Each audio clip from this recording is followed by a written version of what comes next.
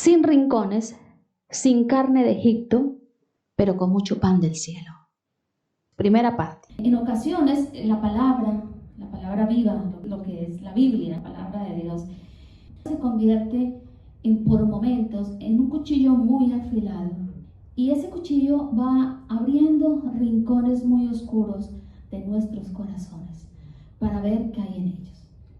La palabra trae exhortación, trae aliento, como hoy nos mencionaba Jorge, de ánimo, de esperanza, pero también hay habido momentos en que abrimos la palabra y es ese cuchillo que penetra y nos deja ver rincones oscuros de nuestro corazón. Eso lo logra la palabra, porque a veces nosotros mismos no somos conscientes y no vemos lo que hay, pero la palabra tiene ese efecto que no debe ser visto como algo negativo, ¿amén?, sino como algo bueno para nuestras propias vidas. Esos rincones que están ahí oscuros, que les falta luz, donde se van almacenando cosas que no están de acuerdo a lo que Dios quiere.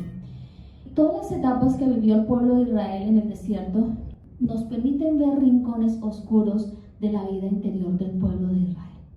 El rincón es ese lugar que normalmente se dejan en las casas, poco visible, donde escogemos dejar las cosas almacenadas y olvidadas en una casa. ¿Alguien tiene un rincón en casa? Creo que todos tenemos un rinconcito. Pongámoslo allá en el rincón, pongámoslo allí, ¿no?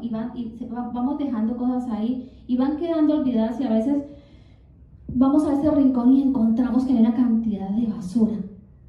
Y decimos, pero ¿para qué he guardado esto, no? Sin embargo, a veces está la tendencia un poco del síndrome de Diógenes, que dice, bueno, de pronto esto me sirve para, y nunca vaciamos esos rincones.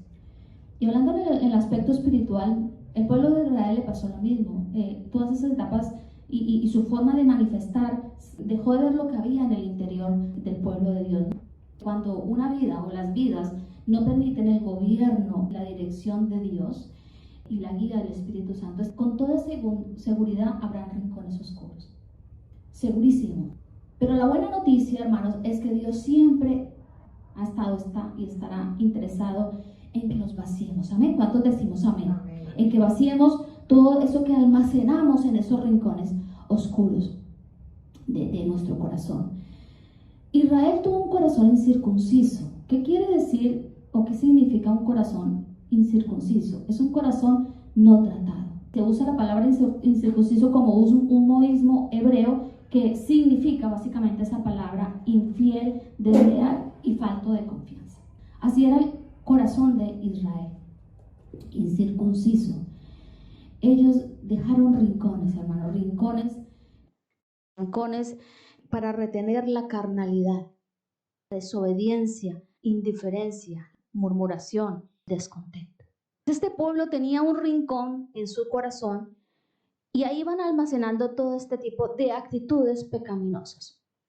Practicaron la circuncisión física, hicieron el acto externo, porque era una norma dentro del pueblo de Israel, pero su corazón no fue circuncidado. Ahí el peligro de tener una vida externamente cristiana, pero internamente estar con esos rincones oscuros. Este fue el corazón de Israel. Claramente la escritura lo deja ver. Ellos no caminaron delante del Señor de una forma irreprensible. Caminaron casi siempre en ese transcurrir de esos procesos del desierto como ellos creían. No como Dios decía, sino como ellos consideraban que debían de caminar ese desierto. Así que no fueron obedientes a Dios, no apreciaron la bondad amorosa de Dios y no practicaron la piedad. 3 aspectos muy difíciles a veces de comprender porque Dios caminó con ellos. Amén. Yo creo que el ver esa nube en el desierto día y noche durante 40 años tendría que haber sido una evidencia para sus corazones. Ya hemos visto algunas etapas y cómo esa bondad fue manifestada al pueblo de Israel, pero sin embargo no fueron capaces de evaluarse a sí mismos, de hacer un inventario de esos rincones contaminados de sabor a Egipto. Eso fue el fracaso del pueblo de Israel, no evaluarse a sí mismos. Israel no lo hizo. Hermanos, a nosotros nos toca evaluar nuestra propia vida. Porque a veces el corazón, como dice la palabra, es engañoso y después estás bien, vas caminando bien, no pasa nada. Eso le pasó al pueblo de Israel. Por ese motivo, por no ser capaces de evaluarse, no pudieron despojarse de todo aquello con lo que salieron de Egipto, fueron 430 años bajo el yugo de Faraón. Se les habrá olvidado muchas cosas de su relación con Dios y su mente estaba muy contaminada, muy influenciada obviamente por la cultura egipcia. Es normal, generación tras generación. Pero Dios les ofreció la libertad bajo todo ese despliegue portentoso de milagros. Eso debió haber servido como esa llave que nuevamente encendía el fuego dentro de ellos y esa conciencia de quién era Dios tendría que haber llegado a sus vidas. No pasó así. A través de todo ese proceso de los 40 años fueron incapaces de ver y de caminar en esa libertad que Dios les estaba ofreciendo. Cuando estudiamos la historia de Israel, es curioso ver que mientras el pueblo de Israel estaba en Egipto, fueron obedientes a Faraón. Ustedes en algún lado encuentran en la palabra de Dios que diga, y el pueblo se rebeló contra Faraón, y el pueblo no obedeció a Faraón, y el pueblo dejó de hacer ladrillo, se subió y dijo, no haremos ladrillo. Yo no lo he encontrado, si alguien lo encuentra pues me lo dice esta mañana. Se sometieron a Faraón, obedecieron a Faraón. Sin embargo, cuando Dios les ofrece la libertad, entonces a Dios se les revelaron. Cuando estábamos en el mundo, nos pasaban cosas malas y nunca le echábamos la culpa a Satanás. Y éramos obedientes a pecar, hermanos. Obviamente había un yugo, una esclavitud. La obra de Cristo no había sido efectiva porque no la habíamos aceptado. Fuimos así, hermanos. Vemos una inclinación constante del pueblo de Israel a la desobediencia, a la murmuración, a la rebeldía, a cuestionar todas las leyes de Dios, a todos los mandatos de Dios. Dios quería que bendecirles, hermano. Faraón quería maldecir, subyugar. Dios quería darles libertad, gozo, felicidad. Sin embargo, a Dios se le revelaron. Quedaron libres del yugo de Egipto, pero a la final quedaron esclavos de un carácter no transformado. El pueblo de Israel es un espejo donde nosotros nos podemos mirar. No podemos decir, ya no somos esclavos, ya no estamos bajo el yugo del mundo, de Satanás, pero después ser esclavos de un carácter que no se deja transformar por la palabra de Dios. Amén. Porque entonces tenemos un serio problema al final. Y la idea del Evangelio y de Cristo es que alumbre todos esos rincones oscuros y saque lo que hay allí. Un pueblo descontento, un pueblo murmurador, un pueblo ingrato, quejoso, desesperado. ¿Y saben qué? Con algo que ojalá no sea una de nuestras características, muy dados a magnificar las pruebas. ¡Oh! ¿Por qué nos ha tocado esto? Esto yo no lo puedo soportar, yo no puedo, aguanto más. Todo eso es lo que había en el pueblo de Israel. Así que ellos decidieron dejar un rincón para almacenar todas estas actitudes que pecaminosas. La murmuración es pecado, estar descontentos es pecado, porque el estar descontentos nos lleva a no creerle a Dios, a la queja y a todo lo que se desenvuelve, la ingratitud, la desesperación. Entonces todo eso fue lo que caracterizó al pueblo de Dios. Y todo eso lo fueron almacenando allí en el rincón de su corazón. Por eso vemos que ante las pruebas que Dios le estaba presentando en esa travesía, ¿las pruebas para qué eran? Porque Dios quería probar el carácter y quería que cada situación a la que ellos se iban a enfrentar les ayudara a formar ese carácter y vieran a Dios y caminaran conforme a lo que Dios quería. Pero este pueblo no lo entendió, hermano. Por eso vemos a un pueblo que exclamaba, vamos a morir en el desierto. ¿No fue lo primero que le dijeron a Moisés? Tenemos sed, pero el agua es amarga. Ahora moriremos de hambre. Éxodo 16, los 2 primeros versos. Dice, después toda la comunidad de Israel partió de Elín y viajó al desierto de Sin, ubicado entre Elín y el monte Sinai. Llegaron el día 15 del segundo mes, un mes después de salir de la tierra de Egipto.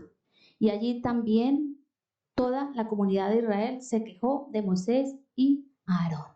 Sin era la localidad en el desierto. Por eso le puse el título así, sin rincones, sin carne de Egipto, pero con mucho pan del cielo. 2 meses y medio habían transcurrido desde que el pueblo de Israel salió de Egipto. Estaban empezando la travesía por el desierto. Desde el primer momento que Dios decide sacar al pueblo de la esclavitud, experimentan el favor y el cuidado amoroso de Dios. pero de nada les sirvió, hermanos. ¿Por qué? Porque tenían un corazón necio, un corazón duro. Podemos ver que Dios obra cosas milagrosas en nuestra vida, la bondad de Dios manifestada, y seguimos con corazones duros, insensibles, somos difíciles. No nos puede pasar lo que le pasó a Israel. En esa condición de esclavos, como les decía, nunca se rebelaron contra Faraón, pero sí se están rebelando contra el Dios que ha mostrado bondad a sus vidas. Es evidente que bajo el liderazgo de Dios, el pueblo empezó esa inclinación a la desobediencia, les caracterizó. ¿Cuál es la inclinación de nosotros como cristianos? ¿A la obediencia o a la desobediencia? ¿Tú sabes qué te caracteriza en tu vida con Dios? Pasión, entrega, mi servicio. ¿O me caracteriza como Israel la desobediencia? El pueblo de Israel tenía un alto grado de inclinación hacia la ingratitud, a olvidar el favor de Dios, inclinados a no querer ser moldeados por las manos amorosas de Dios. Piensa, ¿cuál es el último favor que yo he recibido? Todos los días lo recibimos, lo que pasa es que a veces no somos conscientes. ¿Dónde he visto ese cuidado amoroso de Dios? Y dale gracias. Cada uno tiene su vida, cada uno sabe cómo Dios se mostró, cómo Dios fue propicio, y no se nos puede olvidar lo que Dios ha hecho. Todo lo bueno de lo que Él ha hecho en nuestras vidas. Porque si lo olvidamos, nos volvemos personas ingratas. Acuérdate qué es lo que Dios ha hecho por ti durante todo tu caminar cristiano y dale gracias. Aprendamos a ser agradecidos con Dios, porque Israel no lo fue un pueblo con una alta inclinación a la ingratitud. Fue un pueblo con una alta inclinación a creer que se podía avanzar hacia la bendición haciendo las cosas a la manera de ellos y no a la de Dios. Nunca podremos llegar a disfrutar de la plena bendición en Dios si hacemos las cosas a nuestra manera. Amén. Hay una manera que Dios ha dado y es la manera que nosotros tenemos que seguir, porque Él es el jefe. Cuando tú dices Señor, Señor, estás diciendo, tú eres mi jefe, tú eres el que gobierna en mi vida. Israel es un vivo retrato de la vida de muchos cristianos. Dijimos que la palabra abre rincones oscuros de nuestro corazón. Y si en esta mañana Dios está trayendo luz a esos rincones escondidos, trayendo luz, pues la palabra se convierte en bendición, amén, porque me libera. Eso es lo importante. El verso 3, ubiquemos nuestra mirada, posemos nuestra mirada en el verso 3, dice, si tan solo el Señor nos hubiera matado en Egipto, protestaban, allí nos sentábamos junto a las ollas llenas de carne y comíamos todo el pan que se nos antojaba. Pero ahora tú nos has traído a este desierto para matarnos de hambre. Aquí vemos mentira, un poco de exageración. Obviamente que en Egipto no estaban sin comer, obviamente que algo les tendría que dar. Vemos que la comida, en este caso, fue el motivo de la murmuración. Se quejaron por la falta de comida, se quejaron por la falta de variedad y se sintieron insatisfechos con la comida que Dios les envió, lo que conocemos como el maná. Murmuraron, se quejaron de algo que habían recibido en Egipto, desearon algo de Egipto. Ese deseo fue el motivo por el que sus corazones y sus bocas proclamaron murmuración. Su dura cerviz les hizo creer que las promesas de Dios no eran reales. Antes de salir, Dios les promete que iba a cuidar de sus vidas, pero ¿qué pasó? Se olvidaron. No creer en las promesas de Dios, esa continua queja del pueblo de Israel, ese continuo descontento, esa continua falta de fe, fueron sus compañeros de viaje durante 40 años.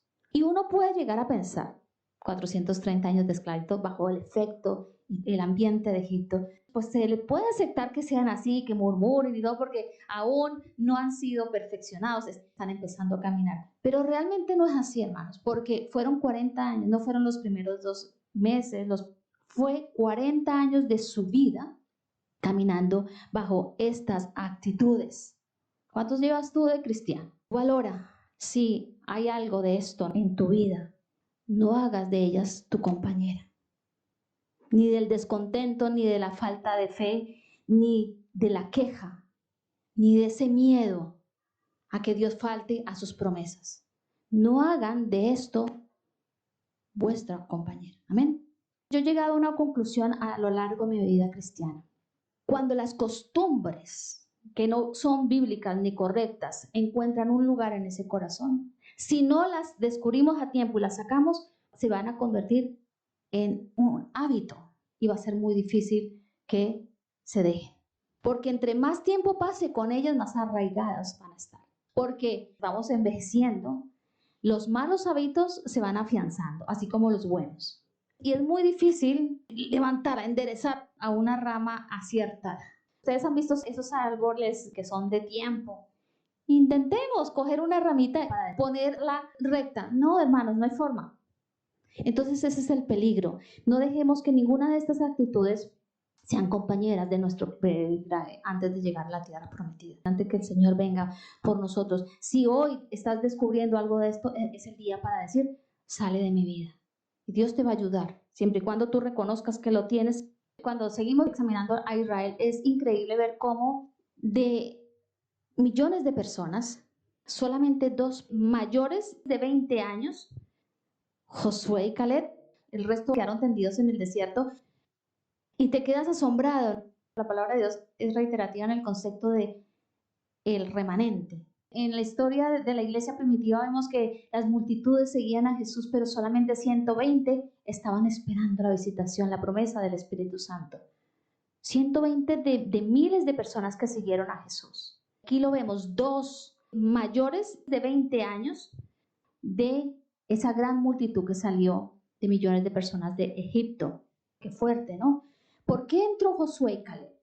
¿Por qué siendo mayores de 20 entraron? Porque siguieron de todo corazón al Señor.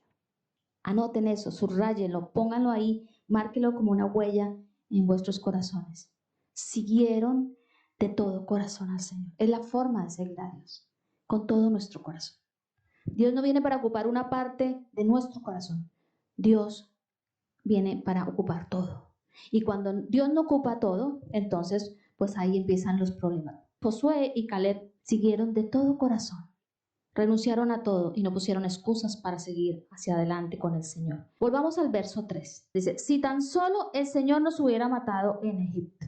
No era verdad. El pueblo de Israel no quería morir en Egipto, porque si hubiese querido morir en Egipto, no acepta la invitación de salir. Eran exagerados, magnificaban todo. A veces el ser humano es muy dado a eso como para, yo tengo la razón y tú no la tienes. Fue una mentira, una exageración lo que estaban diciendo aquí. Son reacciones propias de mentes necias, hermano. Dios no quería que el pueblo muriera, ni matarlos de hambre. Si Dios hubiese querido que el pueblo muriera, deja que Faraón con todas sus tropas y ejército los acabe, ¿no? Eso es lo normal, ya habían pasado por algunos procesos. Si Dios hubiese querido que murieran, no les hubiera ofrecido las palmeras, no les hubiera ofrecido las fuentes de agua, no les hubiera ofrecido todo lo que hasta aquí hemos visto. Sin embargo, ellos estaban diciendo, si tan solo el Señor nos hubiera matado en Egipto. Esto es una exageración tremenda. Por supuesto que Dios no los quería matar. Dios no nos quiere matar. Amén. Dios ha venido a dar ¿qué? Vida. Y vida en abundancia y vida eterna. Amén. ¿Cuántos decimos amén? Satanás sí quiere matar. Satanás quiere destruir nuestra vida aquí, evitarnos la vida eterna y acabarnos, destruirnos por completo. Pero Dios nos quiere dar vida. Amén. Y Dios quería darle vida al pueblo de Israel. Pero el pueblo de Israel no lo entendía. Y piensa tú en esto, Dios, yo he venido a los caminos del Señor y tú me has dado vida. ¿Estoy caminando en esa novedad de vida? Porque de eso se trata, hermano. No se trata de recitar, de decir, de confesar la palabra, que es muy importante, sino de vivirla. Vivir en la palabra. Porque la palabra, eso es lo que hace. Viene a nuestro corazón, en este caso, que estamos hablando de esos rincones oscuros, viene, alumbra todo aquello que está ya olvidado, almacenado, para que salga y recobremos vida en nosotros. Amén. Porque Cristo es vida. El pueblo de Israel, en cada prueba que Dios iba presentando, porque Dios estaba bajo el control, no aprendieron a cultivar ese espíritu de agradecimiento y de confianza y de fe que tenían que haber desarrollado. Ante las pruebas que tú puedas estar pasando o las que vendrán, ¿cómo vas a enfrentarlas? ¿Sabes qué te quiero decir en esta mañana? Dios quiere que nosotros aprendamos a cultivar ese espíritu de agradecimiento, de confianza y de fe. Amén. Israel hizo todo lo contrario.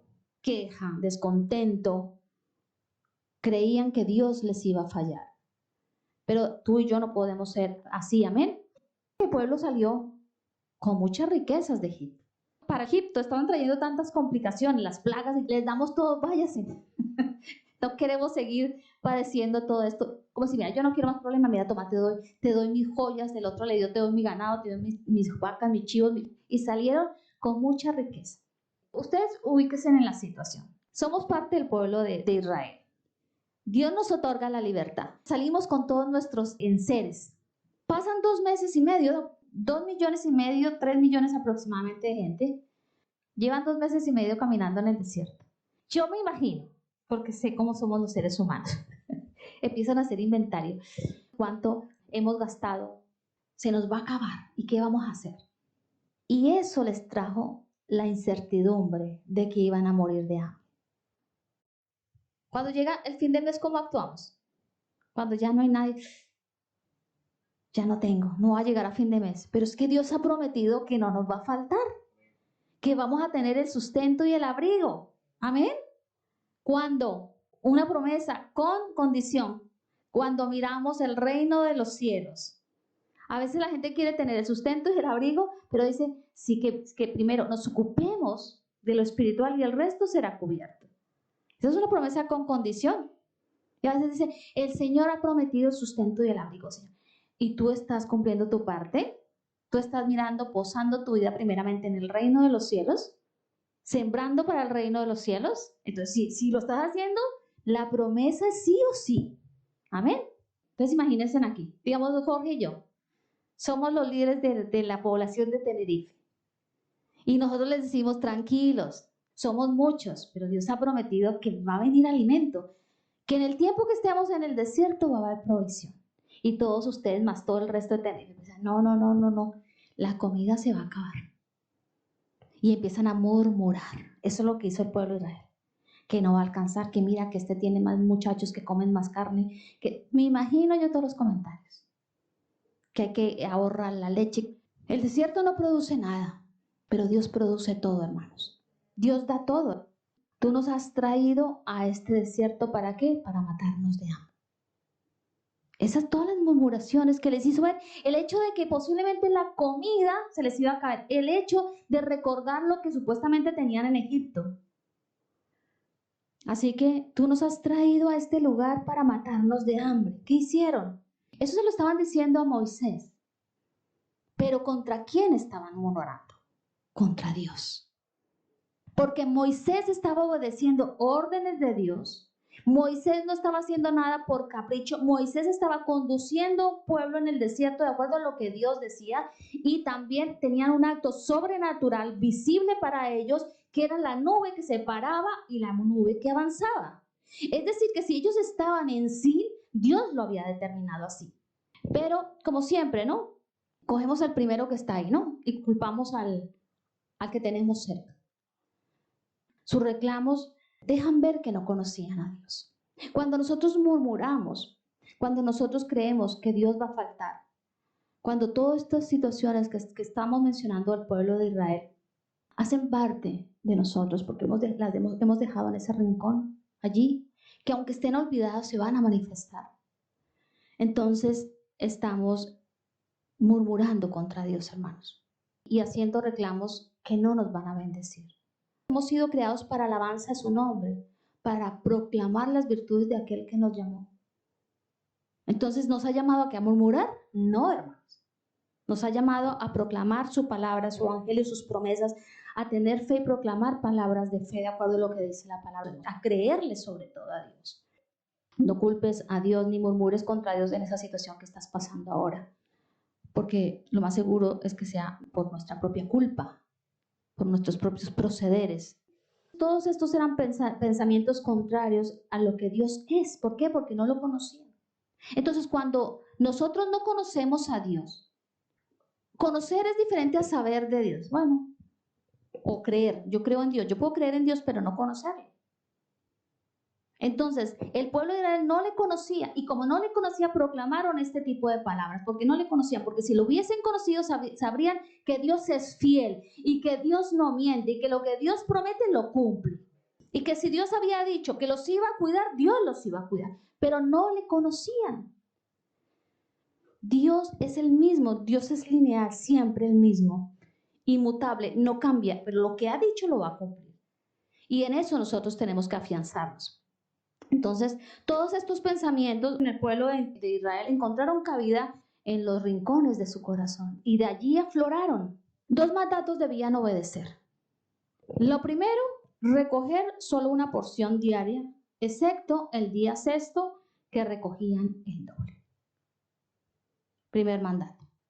Y la segunda, el día de reposo, es decir, el séptimo día, no se salía a recoger nada de comida, pan del cielo, el maná, como también se le denominaba.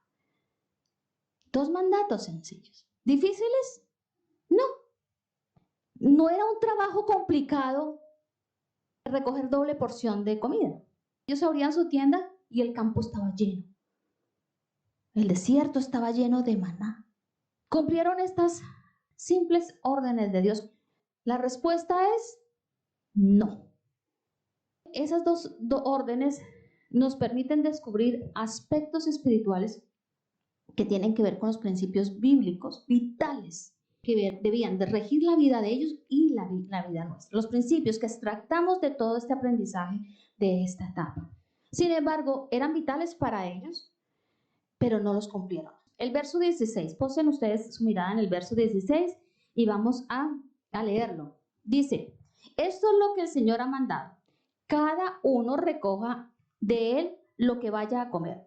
Tomaréis un comer por cabeza conforme al número de personas que cada uno de vosotros tiene en su tienda. Así lo hicieron los hijos de Israel, y unos escogieron mucho y otros poco. Cuando lo midieron con el gomer, al que había recogido mucho no le sobró, ni le faltó al que había recogido poco. Cada uno había recogido lo que iba a comer. Moisés les dijo, el verso 19, que nadie deje nada para la mañana siguiente. Verso 20, ¿qué dice? Mas ellos no obedecieron a Moisés. Y algunos dejaron parte del maná para la mañana siguiente, pero crió gusanos y se pudrió. Y Moisés se enojó con ellos. No cumplieron la orden. Primeramente, vemos un vivo ejemplo de lo que es la obediencia a medias. ¿Salieron? Sí. Esa obediencia a medias del pueblo de Israel, que también acompaña el caminar de mucha vida de los cristianos del siglo XXI. Obedezco una parte y la otra no la obedezco. Eso pasó con Israel. La orden era que nadie, hermanos, dejara nada para la mañana siguiente. Ellos dejaron una parte. Se aseguraron, según ellos, de por si acaso Dios falla mañana. Por si acaso a Dios mañana se le olvida lo que nos ha prometido. Por si acaso. ¿Somos así a veces nosotros? Por si acaso, entonces le echamos supuestamente una ayudita a Dios. Los por si acaso que muestran falta de confianza en Dios. No confiamos en la palabra que Dios ha dado. La falta de confianza es pecado. Cuando nosotros desconfiamos de Dios, ¿cómo lo estamos percibiendo? Como un Dios mentiroso. Y Dios no miente. ¿Qué es lo contrario a la desconfianza? Es creer en las promesas de Dios. Amén. Creer aún a pesar de cualquier circunstancia en la que estemos viviendo. Una circunstancia difícil. O que la veamos como circunstancias en en contra. Eso es creer, eso es confiar en Dios. Amén. Lo contrario es desconfianza. Pero el pueblo de Israel decide desconfiar. Confía más en su plan. Dejamos un poquitito por si acaso. Que eso no pase con nosotros, hermanos. La falta de confianza en Dios es una actitud que suele ocupar lugar en el rincón oscuro de nuestros corazones, a veces sin ser tan conscientes nosotros de eso. Debemos seguir examinando nuestros corazones. Si hay en ese lugar oscuro falta de confianza, falta de creerle a Dios lo que Dios ha dicho y ha prometido. Israel tuvo falta de confianza en Dios pero no de codicia. Porque al retener para mañana estaban codiciando, estaban reteniendo más de lo que necesitaban, que eso es codicia.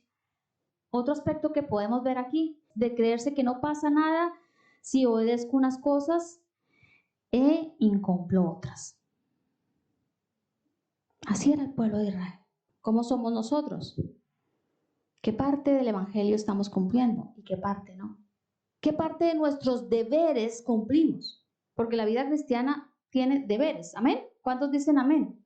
Lo segundo que se les mandó al pueblo de Israel, la segunda cosa que tenían que hacer fue creer y obedecer acerca del día séptimo, que no debían de salir a recoger nada en el campo.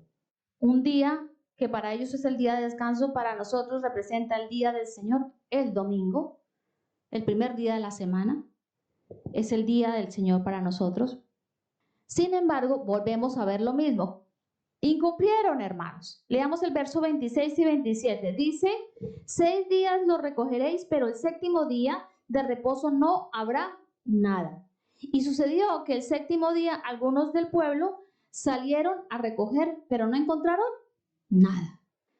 ¿Qué se movió ahí? Incredulidad. Afuera no va a haber nada.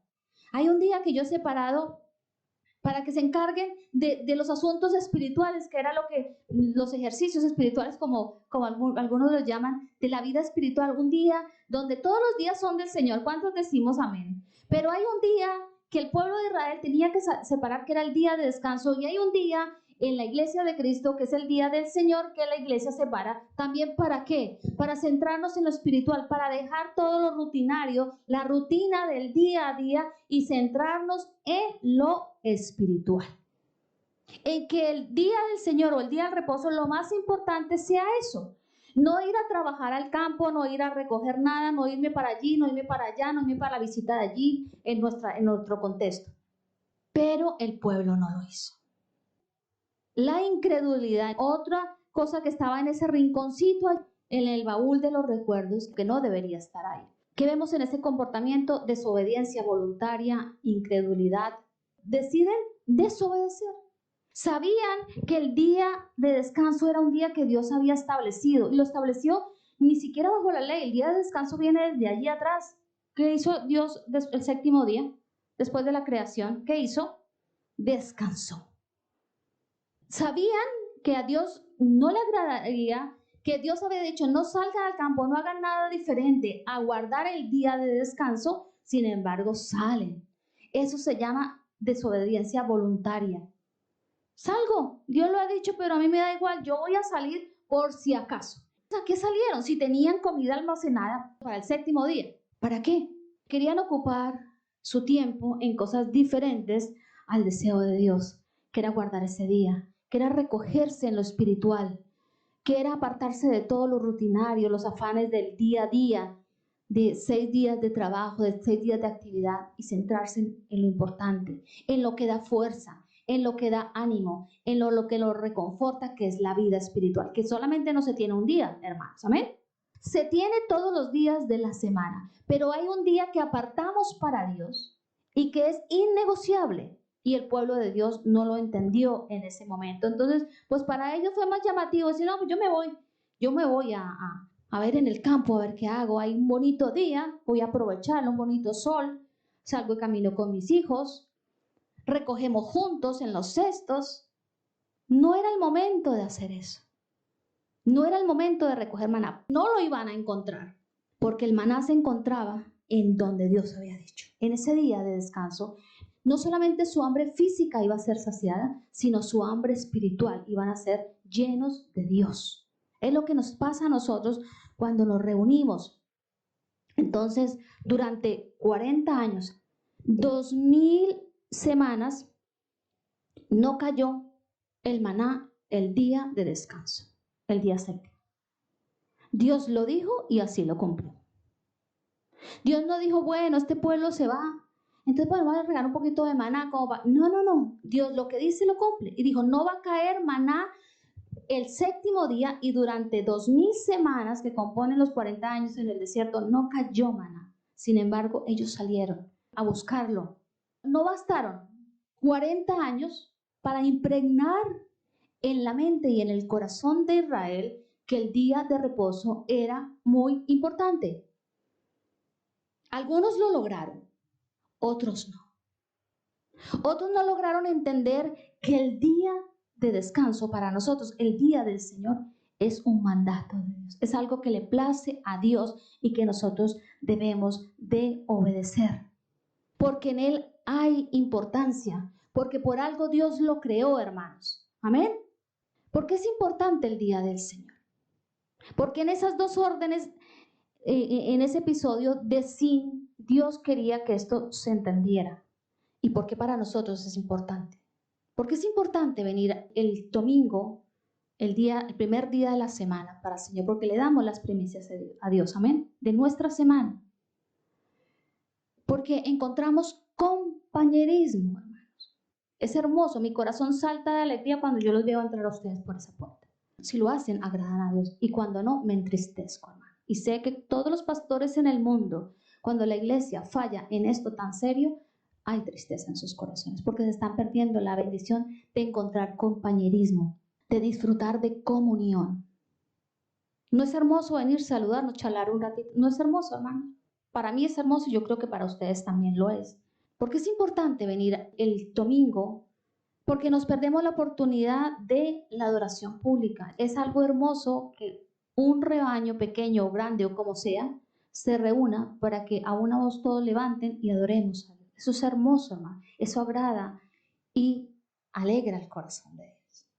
El día de descanso tenía todas esas connotaciones dentro del pueblo de Israel. En la iglesia primitiva, obviamente, se siguió celebrando el primer día de la semana y se reunían. Porque es importante venir el domingo, nos alentamos unos a otros, hermanos. Tú vienes decaído y de pronto un hermano te da una palabra de aliento. La misma palabra nos levanta. Yo no he conocido, nunca he visto una persona que entra a la iglesia, una persona cristiana, que vengo a la iglesia y salgo mal. Siempre que venimos a la iglesia salimos bien. ¿Cuántos dicen amén? Aunque el Señor nos haya jalado las orejas, ¿salimos qué? Bien, ¿no? Salimos contentos, salimos llenos de propósito, de esperanza, saber la dirección que Dios trae a la iglesia. Es una de las cosas también importantes para nuestra vida. ¿Por qué? Porque si yo dejo de guardar el día de descanso, yo no sé cuál es la dirección que Dios está dando a la iglesia donde yo soy miembro, donde pertenezco. Como iglesia, Dios trae una dirección. Si dejamos de venir, ¿cómo entendemos la dirección? Hacemos parte de un cuerpo, nosotros no somos llaneros solitarios. No somos una mano suelta por allí, una mano suelta por los ralejos, otro por la brotada, otro un pie por allí. No, somos un cuerpo, espiritualmente hablando, y cuando nos reunimos, cuando guardamos ese día, entonces vamos a saber la dirección que Dios está trayendo a nosotros como cuerpo. ¿Amén? ¿Cuántos decimos amén? Por todo esto Dios ideó ese día de descanso al que ellos fallaron y prefirieron irse a recoger maná que no lo iban a encontrar. Pero en la casa de Dios siempre hay bendición. Amén. Nosotros somos casa de Dios, pero cuando reunimos somos la congregación. Y Hebreos dice, no dejen de congregarse como algunos tienen por costumbre. Porque cuando están reunidos en mi nombre, yo envío bendición hasta que sobreabunde. Y encontramos todo lo que acabo de decir, los compañerismo, ánimo. Encontramos que ese soporte que necesitamos de familia. Amén. Cuando estos desobedientes se fueron a buscar el maná, sabiendo que no había, aún en su inconsciencia, porque eran tan duros de corazón, que yo creo que llegaban a la casa y decían a la tienda, que estaban en tiendas, no había nada. No encontré maná por ningún lado. Le dirían a sus esposas, a sus hijos, pues no había nada. Yo no sé para qué fui, si no había nada. Es que Dios tenía la bendición en un lugar específico, haciendo algo específico ese día. Amén. Entonces, ¿llegaban qué? Desanimados. Cuando no guardamos el día del Señor y se convierte en una costumbre, esto trae desánimo, hermanos. Y eso lo usa el enemigo para desanimarnos, para perder fuerza. Nuestra primera motivación para hacerlo debe ser Dios. Debe decir, Señor, este es el mandato, yo quiero obedecerlo, porque quiero obedecer tu corazón, quiero agradar tu corazón. Entonces, la primera motivación del pueblo de Israel tendría que ser Dios. La primera motivación para no salir a buscar lo que no iban a encontrar tendría que ser Dios. Reservar ese día como familia, como individuo, ¿para qué? Para adorar a Dios. Nuestra motivación tiene que ser Dios para todo, hermanos, para todo. Nuestra motivación a obedecer tiene que ser Dios. Amén. Nuestra motivación para cumplir con los deberes que se nos ha impuesto en nuestra vida cristiana, que nos bendicen, tiene que ser Dios. Respondemos al amor bondadoso que Dios ha tenido con nosotros con obediencia. Es la mayor muestra de amor que podemos darle al Señor. ¿Cuál fue la respuesta de Dios? Y con esto ya vamos terminando. Después de todo este episodio, quise dejarla para lo último. Quiero dejarles con un mensaje de esperanza. ¿Amén? Vámonos al verso 4. Dice así: entonces el Señor dijo a Moisés: he aquí, haré llover pan del cielo para vosotros, y el pueblo saldrá y recogerá diariamente la porción de cada día para ponerlos a prueba si andan o no en mi ley. Subrayen, si andan o no en mi ley. La prueba del maná, la prueba de la obediencia a esto que acabamos de ver, de esas dos simples órdenes, era saber si andaban en su ley o no. Dice el verso 5, y sucederá que en el sexto día, cuando preparen lo que traigan, la porción será doble de lo que recojan diariamente. La respuesta de Dios, ¿cuál fue? Murmuraron contra Dios, se quejaron y todo lo que ya hemos visto. Sin embargo, Dios va a hacer que llueva maná sobre la vida del pueblo de Israel. ¿Qué podemos ver aquí? En ese actuar de Dios, gracia derramada, favor, bendición, bondad. Vemos a un Dios que no paga mal por mal. Gracia fue desplegada hacia el pueblo de Israel, hacia el pueblo que Dios escogió para bendecirlos en vez de maldecirlos. Eso es gracia. Gracia es que Dios bendice en vez de maldecir. Le habían hecho mentiroso, se habían quejado, pero Dios decide y escoge bendecirlos. Gracia. Gracia sobre un pueblo duro. Mostró bondad a los indignos, porque el pueblo de Israel era indigno. Su comportamiento en sí fue indigno, pero Dios mostró bondad. La misericordia de Dios retuvo el castigo que merecía el pueblo de Israel. No lo recibieron, hermanos, recibieron compasión, recibieron amor, recibieron gracia, amando Dios a los indignos. Y gracia y misericordia es lo que tú y yo hemos recibido. ¿Cuántos dicen amén, hermanos? No se nos paga de acuerdo a nuestras veces condiciones de indignos, hermanos. Dios nos ha dado un lugar en su familia, hijos de Dios, pero a veces nos comportamos de forma indigna. Hoy tuvimos un espacio para ponernos a cuentas con Dios, ese recordatorio de examinar nuestra vida. Nos examinamos, nos arrepentimos y Dios olvida, hermanos. Nos levanta y dice: empezamos nuevamente. Empezamos nuevamente. Yo voy a estar ahí para animarte. Mi Espíritu Santo va a estar ahí para ayudarte, para sustentarte, para levantarte, para ayudarte en ese camino. Ese es Dios, hermano. Ese es Dios contigo. No solamente se manifestó con Israel, se manifiesta cada día de nuestras vidas así, con gracia y misericordia sobre los indignos.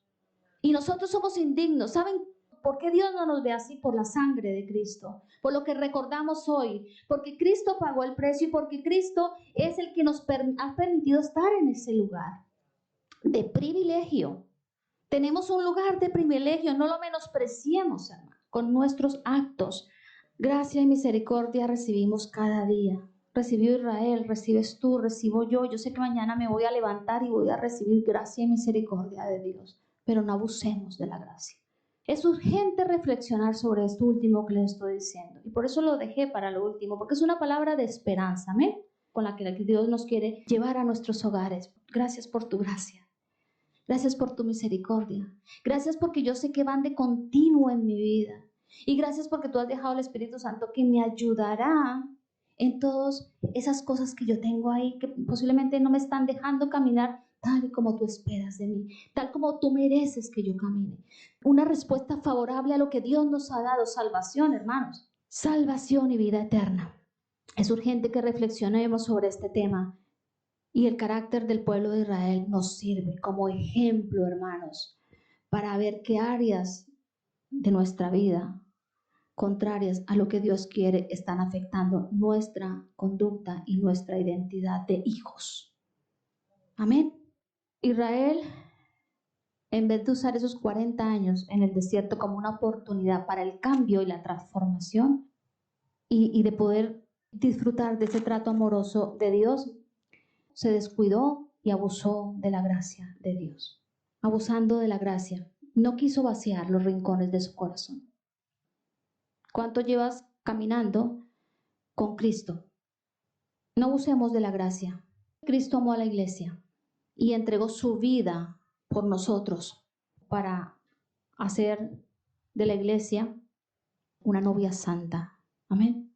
Sin mancha y sin arruga. Él nos proveyó y nos provee cada día limpieza para nuestros pecados, para nuestras faltas. El sacrificio de Cristo tiene un efecto continuo sobre nuestras vidas. Amén. Gracia y misericordia. Amén. ¿Cuántos decimos amén? ¿Cuántos estamos contentos de recibir eso? A pesar de que nos portamos a veces mal, de que no somos que nos identificamos con muchas cosas de el pueblo de Israel, gracia y misericordia siguen siendo derramadas. ¿Para qué? Para seguir purificando nuestra vida, para seguir limpiando toda esa escoria y hacer que brillemos como la plata y que Cristo se pueda ver en nuestra vida, en nuestro carácter, en nuestra vida íntima, en nuestro ser interior, que ahí se note Cristo. Eso es lo que Dios quiere. Él murió para eso.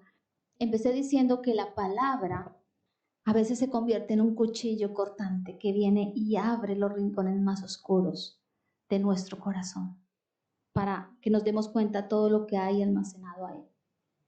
Pero también la misma palabra viene para purificar. Amén. ¿Cuántos decimos amén?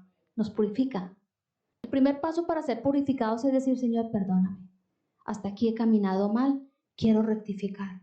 Y quiero empezar a caminar conforme a lo que tú me mandas. Entonces es necesario que la palabra nos muestre esos rincones. Inclina tu cabecita y quedémonos con esto. Gracia y misericordia han sido derramadas sobre nuestras vidas. Y te damos gracias, Señor, por esto. Te damos gracias porque tú eres un Dios eterno, amoroso. Nos has amado y nos sigues amando y nos amarás. Pero queremos responder a tu amor como Josué, como Caleb y como tantos otros hombres, con un corazón completamente entregado a ti, Señor.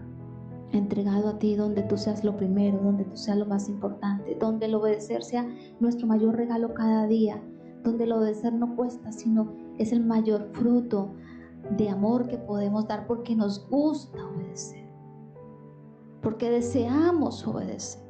Esta mañana tal vez estamos siendo conscientes de eso. Si hay un rincón en nuestra vida, aquel lugar en el corazón donde hemos dejado que se almacene todo este tipo de cosas, la murmuración, la queja, la falta de confianza en ti, Señor, la ingratitud.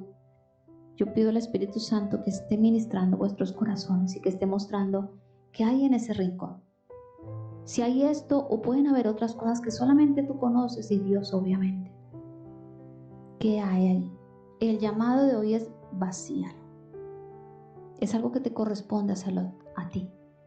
Cuando tenemos un lugar, un rincón en nuestra casa donde vamos acumulando y acumulando cosas, somos nosotros los que tenemos que disponernos a abrir esa puerta, prender la luz y empezar a sacar todo lo que se ha apolillado, todo lo que está dañado, todo lo que está trayendo cantidad de bichos, de muerte.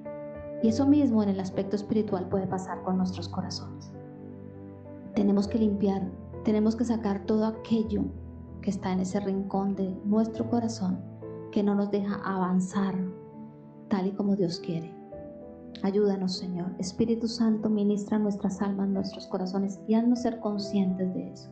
Que en esta mañana limpiemos todos esos rincones y los vaciemos.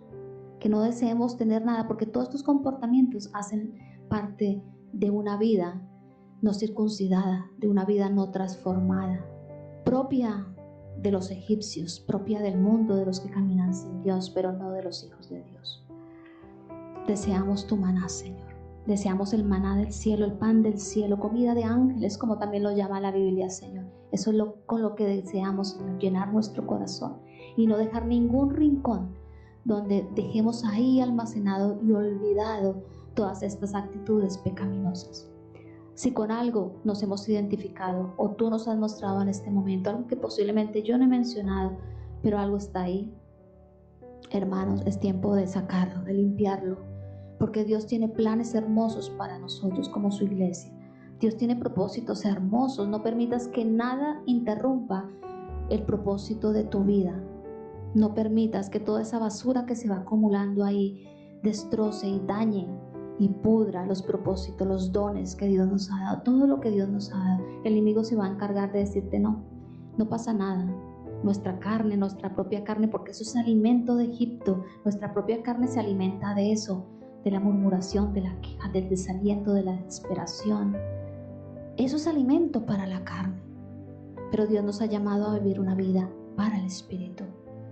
Por eso debemos de vaciar ese rincón, vaciarlo para que no nos pase como Israel. No queremos eso, Señor. Queremos vivir y disfrutar de la vida que tú has prometido haciendo nuestra parte, Señor. Tú eres fiel, tú nunca cambias, tu palabra es veraz. Tú has dicho que quieres bendecirnos y nosotros queremos ser bendecidos por ti. Y queremos hacer nuestra parte. Gracias, Señor. Ayúdanos a todos. Todos somos un pueblo necesitado aquí, Señor. Todos necesitamos, Señor, en algún momento vaciar esos rincones. Vaciarlos. No tenerlos. El vaciarlos significa no tenerlos. No tenerlos. No dejar un lugar específico para esto.